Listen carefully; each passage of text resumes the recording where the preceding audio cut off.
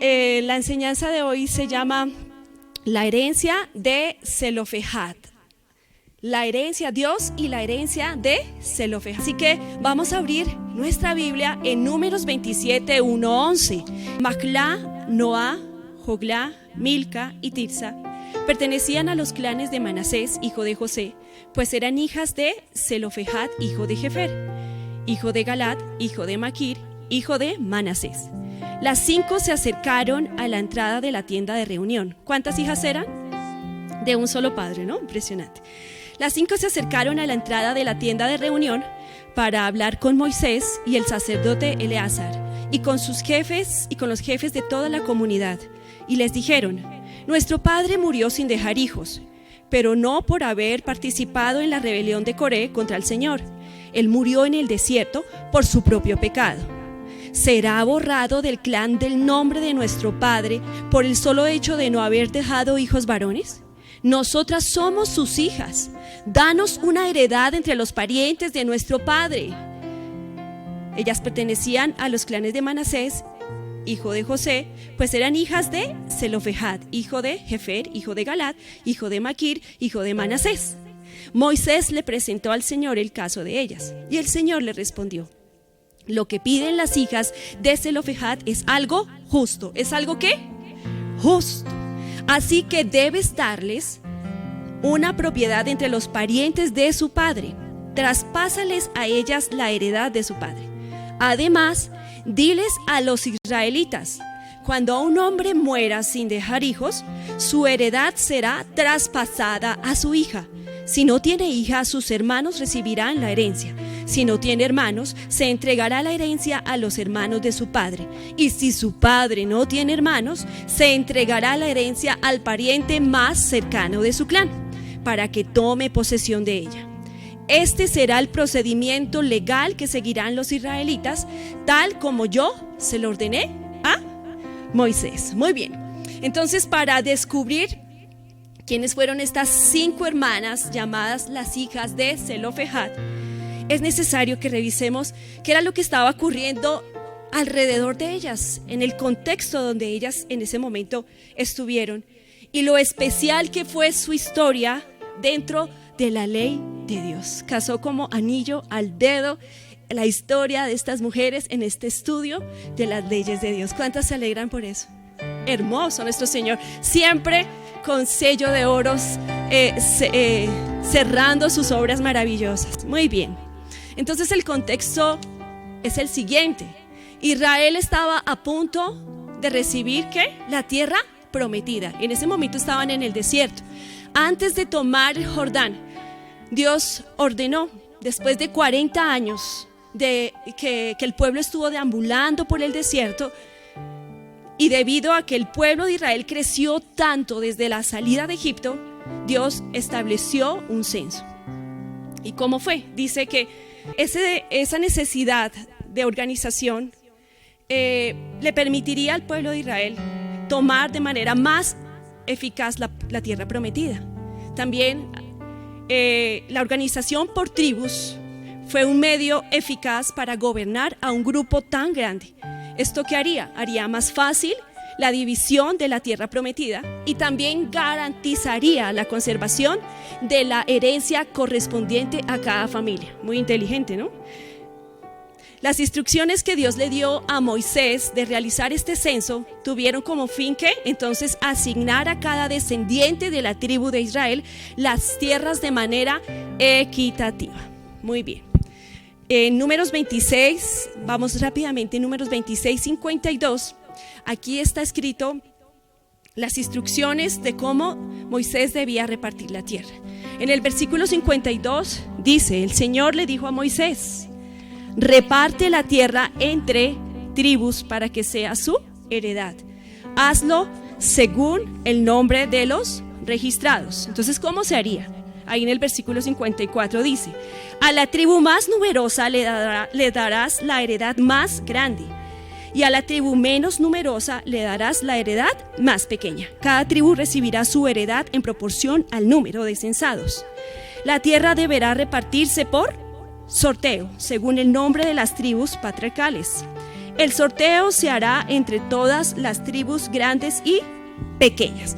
Y quiero que miremos el versículo 53. Reparte la tierra entre estas tribus para que sea su heredad. Hazlo según el número de los registrados. Entonces, ¿qué significaba para el pueblo de Israel este censo? Que significaba que iniciaba una nueva temporada para el pueblo de Israel. Así que eso estaba generando mucha expectación, pero también mucha emoción. Como cuando nos dicen, te va a llegar una herencia. Y tú dices, wow, una herencia. ¿Y cómo es? ¿Qué hay que hacer? ¿Cierto? Típico colombiano. ¿Y qué hay que hacer? ¿Por dónde empezamos? Y ese censo representaba el inicio de esa herencia que prontamente iban a recibir después de 40 años de deambular en el desierto. Sin embargo, este censo abrió un panorama devastador para estas 5 mujeres. Y no podía ser para menos, ya que en la historia de Israel nunca se había presentado el caso de un hombre que tuviera 5 mujeres, un hombre que falleció y que no dejó un heredero varón. Cuando sus hijas se dieron cuenta de que el nombre de su padre fallecido, Zelofehad, que significa primogénito, quedaría excluido de la repartición de las tierras por no tener ningún heredero varón, ellas decidieron hacer algo que ninguna mujer había intentado hacer antes. ¿Qué creen ustedes? ¿Apelaron a quién? A Dios mismo. Dice, acercándose a Moisés, el sacerdote Eleazar y a los jefes de toda la comunidad, pidieron el derecho de heredar las propiedades de su padre. Hemos venido en estos cultos estudiando el tema de las leyes y debemos tener presente, fue Dios quien las estableció en el pueblo de Israel, ¿sí? Con 3 propósitos importantes y que no podemos perder de vista esos propósitos. Primer propósito, que creen ustedes, primer objetivo fundamental, porque Dios entregó la ley. Primero, ¿para qué? Para darse a conocer a su pueblo. El segundo objetivo, para poder caminar con su pueblo. El Señor dijo, yo seré su Dios y ustedes serán mi pueblo. El Señor estaba llamando a su pueblo a una relación, y una relación no se puede cultivar si no andamos juntos, eso dice la palabra. Y el tercer objetivo era que las demás naciones también conocieran al Dios de la nación de Israel.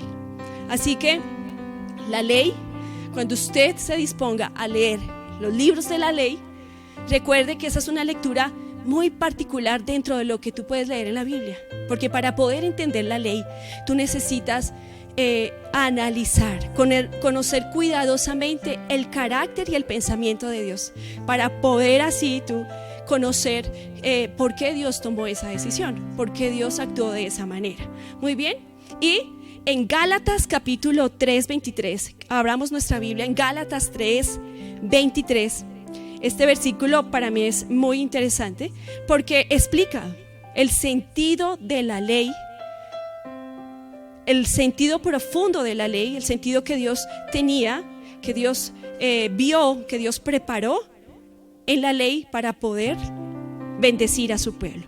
Y Gálatas 3:23 dice, antes de que se nos abriera el camino de la fe en Cristo, antes de que llegara Jesús a la tierra, antes que se revelara el Hijo de Dios, estábamos vigilados por la ley. Entonces hacía un papel de vigilancia. Nos mantuvo en custodia protectora, por así decirlo, hasta que fuera revelado el camino de la fe. Dicho de otra manera, la ley fue nuestra tutora hasta que vino Cristo. Nos protegió hasta que se nos declarara justos ante Dios por medio de la fe. Y ahora que ha llegado el camino de la fe, ya no necesitamos la ley, ya no necesitamos que la ley sea nuestra tutora. Entonces entendemos la función de la ley dentro del plan de Dios en ese tiempo para el pueblo de Israel. La ley era parte de la revelación del corazón de Dios para su pueblo.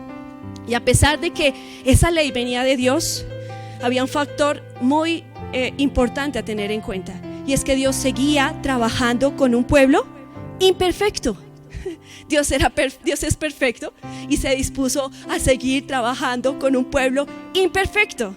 ¿cuántos años estuvieron esclavos? ¿Sí recuerdan cuántos años estuvieron esclavos? 400 años. Es impresionante el impacto de la esclavitud que tuvo en el pueblo de Israel.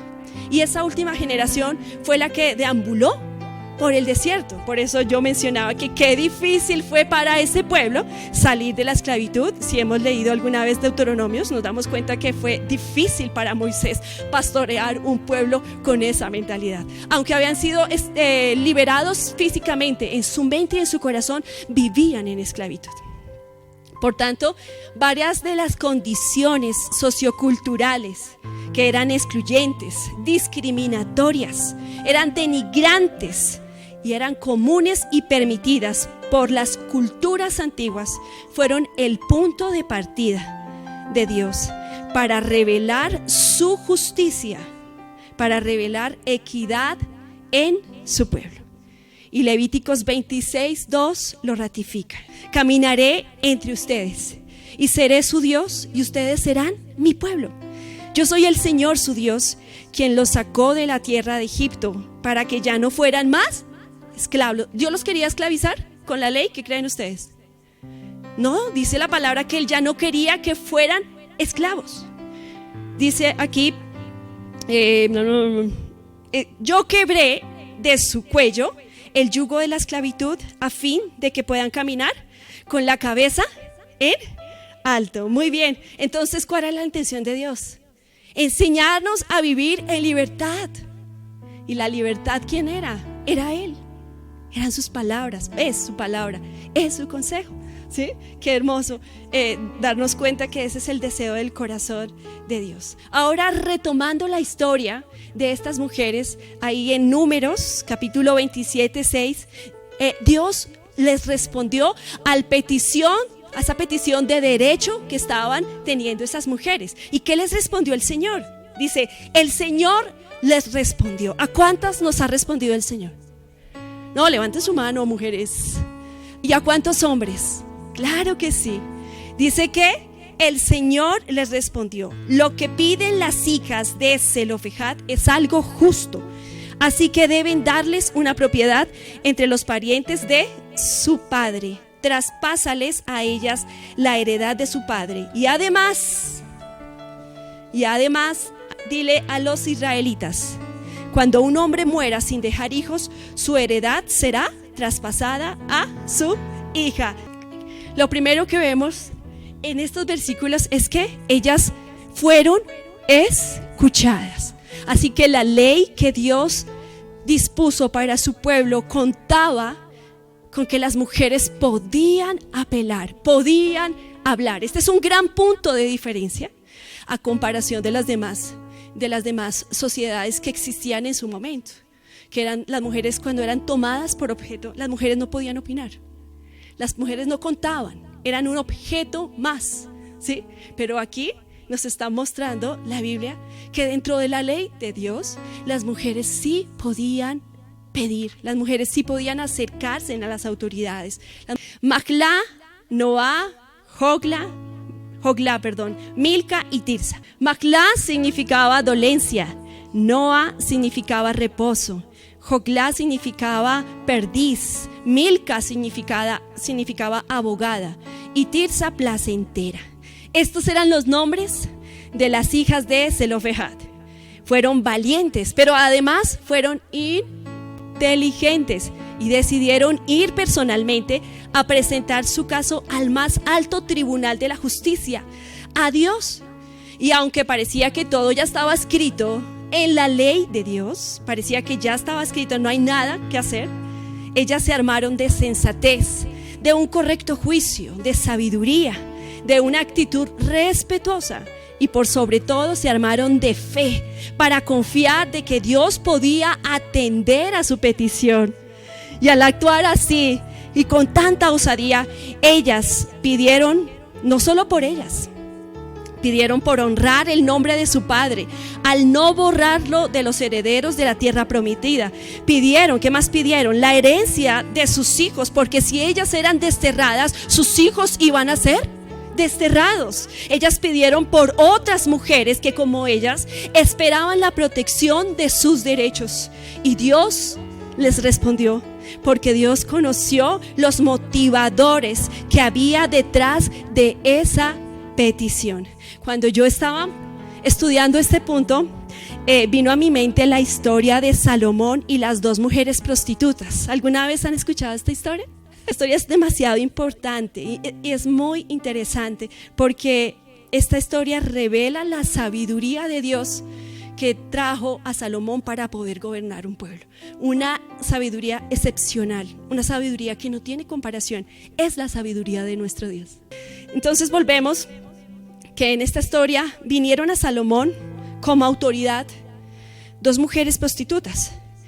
Y Salomón como autoridad les iba a impartir justicia en su pleito. Las dos venían ¿con qué? Con una aparente justa petición.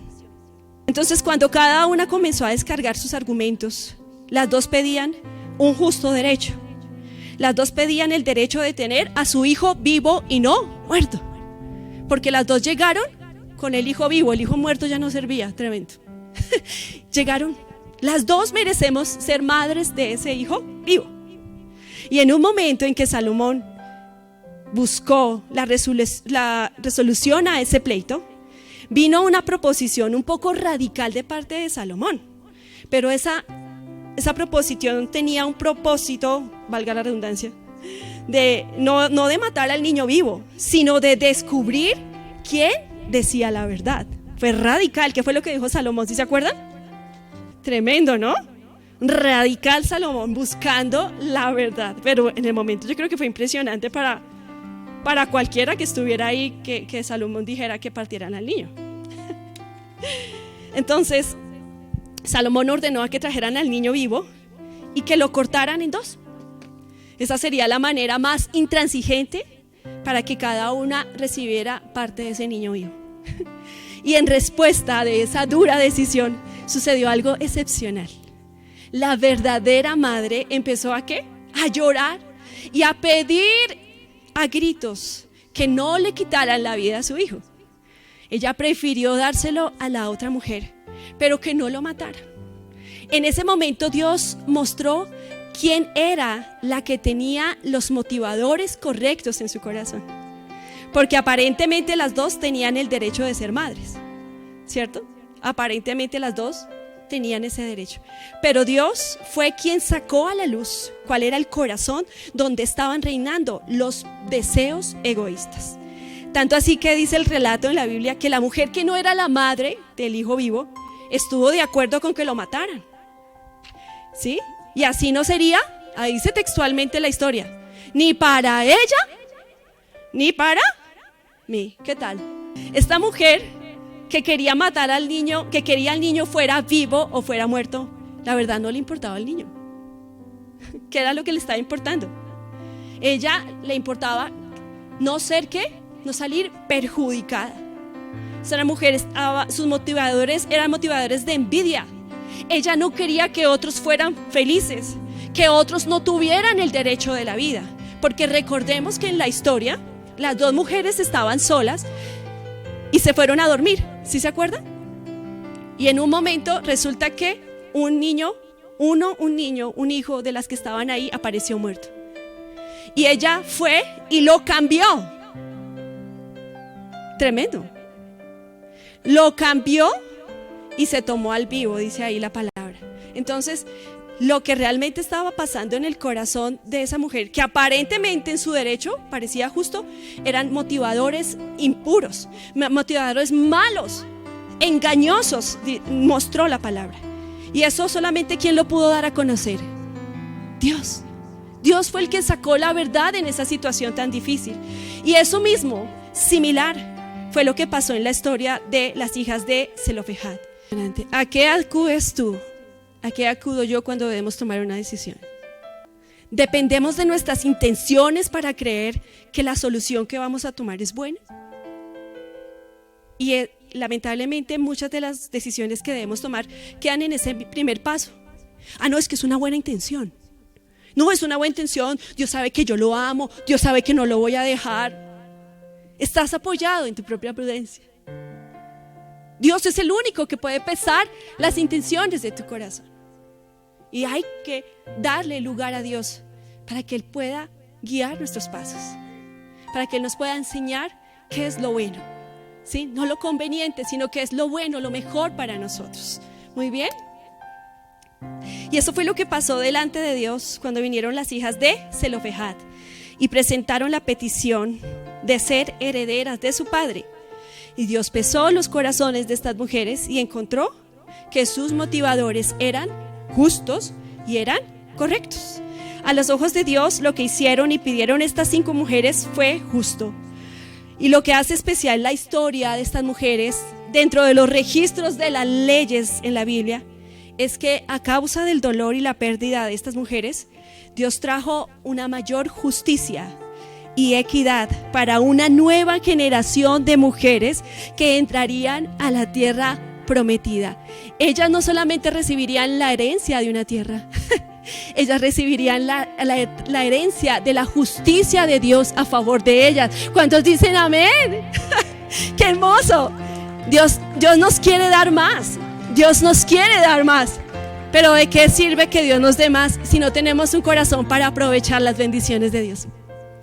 Estas mujeres representaban a las mujeres que Dios establecería en una herencia escogida, la herencia de la libertad, de la verdadera igualdad y del valor que solamente Dios nos puede dar. Y Gálatas 3:26 dice: pues todos ustedes son hijos de Dios por la fe en Cristo Jesús. ¿Quiénes? ¿Quiénes? Y todos los que fueron unidos a Cristo en el bautismo se han puesto a Cristo como si se pusieran una ropa nueva. Ya no hay ni gentiles, no hay esclavos, no hay libres, no hay hombres ni mujer, no hay hombre ni mujer, porque todos ustedes son uno en Cristo Jesús. Y ahora que pertenecen a Cristo, son verdaderamente hijos de Abraham, son sus herederos, y la promesa de Dios a Abraham les pertenece a ustedes. ¡Qué tremendo es el Señor! Esa es lo que solo puede hacer Dios en medio de nosotros. Ahora bien, ¿qué debemos rescatar de la historia de las hijas de Zelofehad? Es que los sistemas humanos fallan, pero Dios no falla.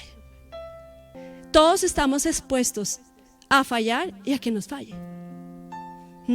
Y a pesar de esto, estas mujeres, de la falla que estaban teniendo, de la desigualdad que estaba poniendo en peligro sus vidas, ellas no se rindieron.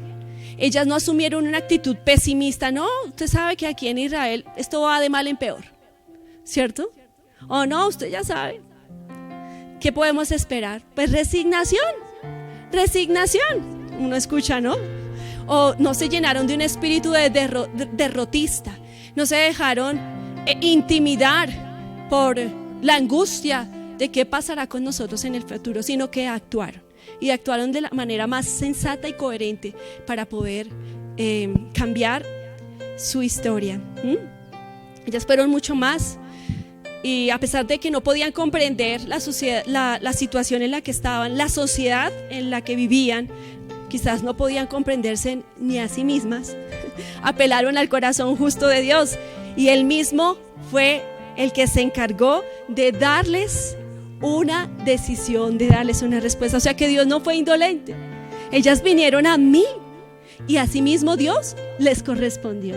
Y la Biblia dice: clama a mí y yo te responderé. Yo te responderé. Y si el Señor lo dice, el Señor lo cumple. Ahora viene una pregunta para ti. Una pregunta que también me hice. ¿A qué o a quién acudimos cuando nos sentimos vulnerables? ¿A qué nos hemos habituado a correr? Esto es importante que lo identifiquemos. Hay unos que acurren al pánico, a la ansiedad. Hay otros que a la comida, que yo no sé, esa tendencia tan horrible, de verdad, de que uno se siente amenazado y dice: vámonos para crepes, ¿verdad?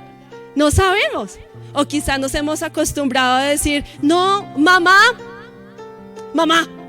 no, porque no, mamá, tengo un problema aquí en la universidad, necesito que me consignes tanto, pero ya.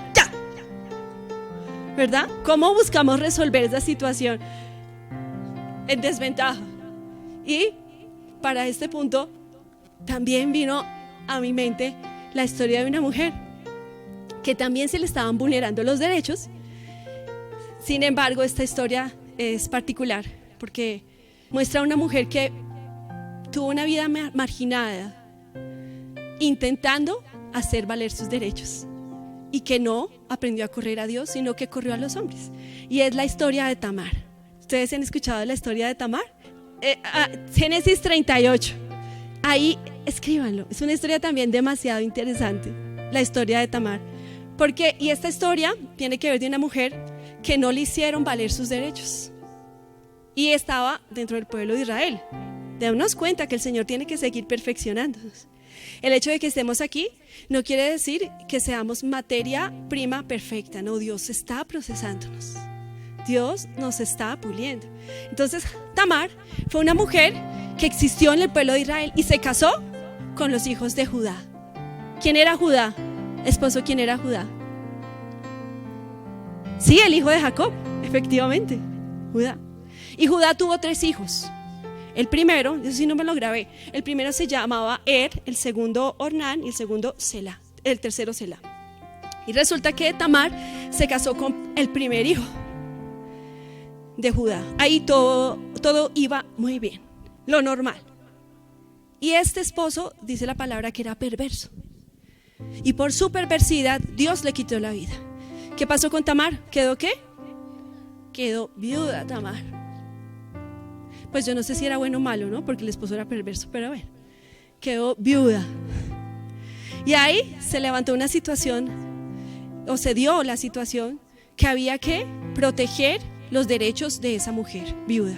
Y la ley declaraba cómo se protegían los derechos. Era que sus parientes cercanos debían tomarla como esposa, tomar descendencia y así poder prolongar el nombre de su hermano y también proteger los derechos de su familia, porque ella finalmente era familia. Entonces Judá le dice al segundo hijo: bueno, cásate, cumple con la ley y cásate con ella. Y resulta que Ornán la tomó, pero a las malas. ¿Por qué? Porque dice la Biblia que él no quería tener descendencia con ella. La tomó a regañadientes, como es que me tocó vivir con usted, ¿cierto?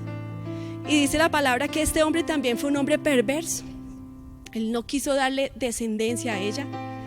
Y era tanto así que dice la Biblia, porque así tal cual lo dice la Biblia, que cuando este hombre tenía relaciones con Tamar, él decidía derramar su semen en tierra, porque definitivamente no quería descendencia con esta mujer.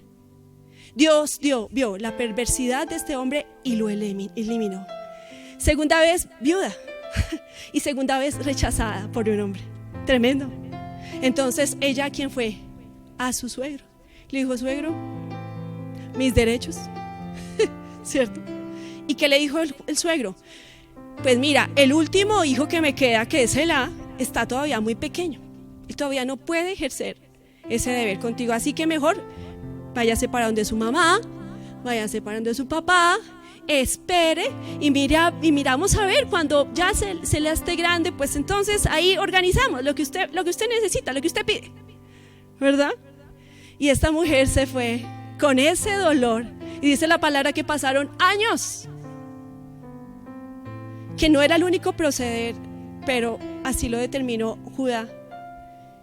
Y cuando Selá cumplió la mayoría de edad y podía ejercer ese deber, resulta que a Judá se le olvidó. Él no quiso, no le prestó, él se olvidó de esa mujer, se olvidó de esa situación tan lamentable que estaba pasando. Y esta mujer tomó una decisión. Dijo: pues si ellos no me hicieron valer mis derechos, pues yo los voy a hacer valer. ¿Ah? ¿Y qué hizo ella? Se convirtió en una prostituta. Dijo: pues listo. Judá enviudó, y entonces en esos días Judá fue al templo, a un templo, no sé si era templo pagano, muy seguramente era templo pagano, porque la prostitución sagrada no existía en el pueblo de Israel. Dios no considera a las mujeres prostitutas sagradas, ¿no? Pero dice que él fue y encontró a una prostituta y le dijo: bueno, ¿cómo vamos? Y él dijo: no, pues me pagas con una de tus cabras. Listo. Pero lo que no sabía Judá es que Tamar se dispuso a prostituirse, a estar en ese lugar para reclamar sus derechos. Él se acostó con Tamar y Tamar desapareció. Cuando Tamar estaba embarazada, entonces ahí sí vinieron los juicios, ¿no? Los juicios justos aparentes. ¿Ya te enteraste, Judá? Que Tamar está embarazada. Es una mujer que no tiene principios. Es una mujer que no tiene valor. Es una prostituta. Entonces cuando ya Judá se iba a disponer a hacer ese juicio imperfecto, el juicio donde el hombre falla, entonces Tamar sacó un bastón y le dijo: tú me prometiste que me ibas a pagar con esto y esto y esto, y como señal de tu promesa, aquí está tu bastón. Y Judá quedó tremendamente avergonzado, porque esta mujer, a pesar de la vergüenza, ¿cierto?, de lo bajo que había llegado por pedir sus derechos, ella estaba siendo aún más justa que ese mismo hombre. Tremendo esta historia. Yo creo que si Tamar hubiese acudido al Dios de Israel, ella no tiene que entregarse a la prostitución. Ella no tiene que esperar 40 años. Este hombre me va a hacer feliz. Este hombre me va a amar. Este hombre me va a dar una familia. Ella no hubiera tenido la necesidad de prostituirse y de correr detrás de los hombres, pero en realidad ella recibió la justicia en donde puso ella su confianza. Entonces la pregunta es: ¿dónde estás tú esperando justicia? ¿A dónde la estás buscando? Así que, ¿has esperado en un hombre? Es importante que hagamos esta reflexión: ¿por quién hacemos lo que hacemos cada día? Porque obviamente tenemos en esta tierra responsabilidad con Dios y también con los hombres. Tenemos que ser responsables. Pero a veces se nos olvida por quién hacemos lo que hacemos. Porque quiero lograr lo que quiero lograr. ¿Sí? Eso es importante. Porque los sistemas fallan. El jefe te va a fallar. La empresa te va a fallar. El esposo. Tú puedes fallar. Nuestros hijos nos pueden fallar. Pero si tenemos presente que cada día nos levantamos creyendo que Dios es con nosotros, que Dios es por nosotros, nosotros no vamos a tener temor de malas noticias. Por el contrario, vamos a tener la capacidad de levantar al caído. Ahora bien, por último ya, ¿ustedes se acuerdan de cómo se llamaba el padre de estas 5 mujeres? Zelofehad, ¿cierto? ¿Y qué significaba? Primogénito. Muy bien. Y en la historia este padre no pudo garantizarles la herencia a sus hijas, aunque las amaba, pero no pudo, murió. Tremendo. Pero Dios sí les garantizó herencia. Dios sí se aseguró de que recibieran lo justo de parte del Señor. Qué lindo, ¿no? Si nosotros siendo malos, siendo padres y siendo malos, sabemos dar buenas cosas a nuestros hijos, ¿cuánto más nuestro Padre Celestial no nos dará con Él juntamente todas las cosas? Qué tremendo. Y Dios sí. Y al final, algo que también me tocó el corazón es que yo creo que cuando este hombre se enteró que llegaba a la quinta, yo no sé si ustedes alguna vez han escuchado una canción, un bolero que es bonito, pero en el fondo ya no me gusta. Y esta semana yo decía: no, yo no creo que me van a cantar ese bolero que dice: es mi niña bonita. ¿Sí? ¿Se acuerdan? ¿No? Vestida de... Ay, si un día se casa mi niña, ¿sí? ¿Ustedes se acuerdan de la estrofa que dice que el hombre esperaba a un hombre y que no le salió un hombre sino una mujer? Yo digo, ya no me gusta ese bolero. ¿Cómo así? O sea, ¿sí? Dice: quisiera que fuera un niño, luego le nace una niña y sufre una decepción. ¿Se acuerdan? Estaban unos 15 y yo dije: no, ya no me gusta ese bolero. Yo no quiero que me lo vuelvan a cantar a mí, si alguna vez me dan una serenata, ¿verdad? Yo creo que sucedió lo mismo con Zelofehad. Cuando le dijeron: era niña, la tercera, bueno, era la tercera. Cuarta, era niña, o es niña. La quinta, es niña, no. Yo creo que él ya sabía lo que le esperaba y no le decía mucho a las hijas como por no asustarlas, ¿sí? Pero aunque Zelofehad se sintió de alguna manera en desventaja con los que tenían hijos varones, a la final, su mayor herencia fueron sus propias hijas. ¿Sí? Fueron sus propias hijas, porque fueron mujeres que conocieron, que fueron a Dios, que encontraron en Dios su defensa, encontraron en Dios que su libertad, su valor. ¿Qué más herencia que una mujer que ame al Señor? Dice la palabra, eso dice la Biblia, ¿no? Que la mujer que teme al Señor será ¿qué? Y por último, vamos todos, Números 26:30, y ya aquí termino. De Geser, Helec, Asriel, Siquén, Semidá y Jefer, hijos de Galaad, proceden los siguientes clanes: los Jerrelitas, los Helequitas, los Asrielitas, los Siquenitas, los Semadaitas y los Geberitas. Versículo 33. Zelofehad, hijo de Hefer, no tuvo hijos, sino solo hijas, cuyos nombres eran Machlá, Noá, Joglá, Milcá y Tirsa. Estos son los clanes de la tribu de Manasés, y su número llegó a 52,700 hombres. Es decir, estamos leyendo que los nombres de las hijas de Zelofehad quedaron registradas en el censo para recibir la tierra prometida. Ese es el Dios al que tú y yo seguimos.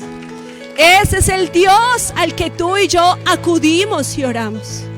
Así que hoy es día de tomar una decisión, de cambiar las prioridades y recordar que la garantía de que podamos avanzar en bendición es nuestra comunión con el Señor, es amarlo y escucharlo.